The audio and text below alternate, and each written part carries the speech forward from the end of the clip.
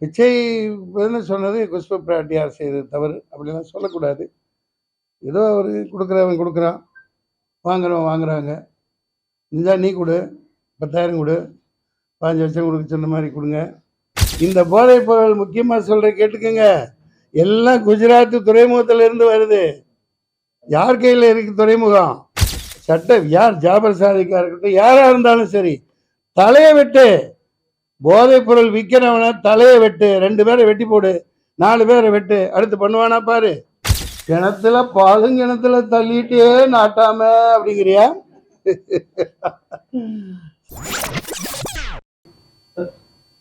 குடும்ப தலைவிகளுக்கான 1000 ரூபாய் வந்துட்டு பிச்சை போடுறதா விமர்சிச்சிருக்காங்க.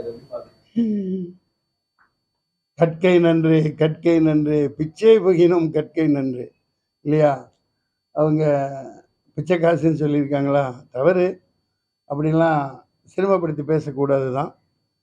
ஆனால் 1000 ரூபாய், 6000 ரூபாய், 500 ரூபாய் இது கொடுக்குறாங்க. அதை பாராட்டலான்னு ஒரு பக்கம் இருந்தாலும் 45,000 கோடியா? 45,000மா? மாதம் மாதம் வட்டி கட்டுறாங்க. அதுதான் ரொம்பவும் ஜீரணிக்க முடியாததாக இருக்குது. என்னை பொறுத்த வரைக்கும் எங்கள் இந்திய ஜனநாயக புலிகளின் கொள்கை இந்த அயல் நாட்டு அந்நிய முதலீடு எல்லாத்தையும் தூக்கிடணும். இரும்பு கோட்டை மாதிரி ரிஷப் பிரச்சிலான மாதிரி எல்லாத்தையும் மூடிட்டு இங்கே உற்பத்தியை பெருக்கணும், இங்கே உள்ளவர்களுக்கு வேலை வாய்ப்பு கொடுக்கணும். இவங்க சம்பாரித்து வச்சுக்கிட்டு எல்லாம் பண்ணுறாங்க. அது உங்களுக்கு எல்லாம் தெரியாதது அல்ல.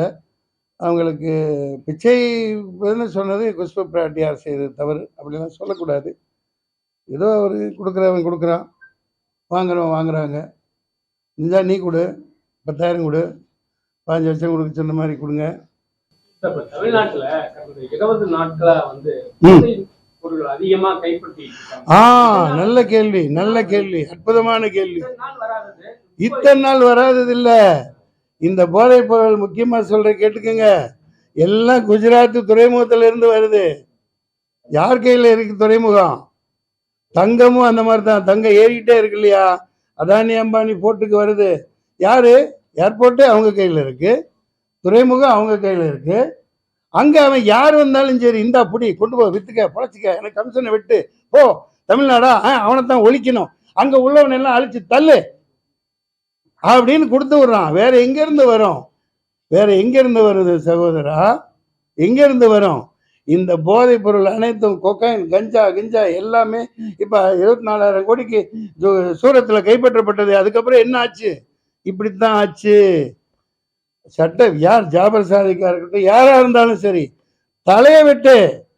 போதைப் பொருள் விற்கிறவன தலையை வெட்டு. 2 பேரை வெட்டி போடு, 4 பேரை வெட்டு. அடுத்து பண்ணுவானா பாரு. அதே மாதிரி எந்த கட்சியோடையும் கூட்டணி வைக்க மாட்டோம் அப்படின்னு சொல்லி பேசின ஒரு கட்சியாகட்டும், அவங்களை எதிர்த்து பேசின ஒரு கட்சியாகட்டும், 2 பேருமே ஒருத்தவங்களோட கூட்டணி வச்சிருக்காங்க, இன்னொரு போய் கட்சியை இணைச்சிட்டாங்க. நீங்க யார சொல்றீங்க தெரியுதப்பா, தெரியுதப்பா.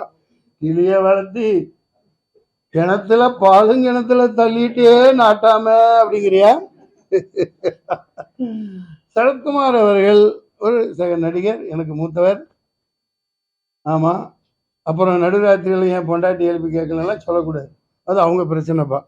இப்போ நீங்கள் கேட்க வந்தது கேளுங்க. கொஞ்ச நேரம் சிரிக்கலான்னு சிரித்தேன். நாளைக்கு ஏன் கட்சின்னு சொல்லுவீங்க? ஆமாம் ஆமாம் ஆமாம். இல்லை அப்பா, அதுக்கு நான் ஆரம்பிக்காமே அழைச்சிட்டு போயிடுவேன்.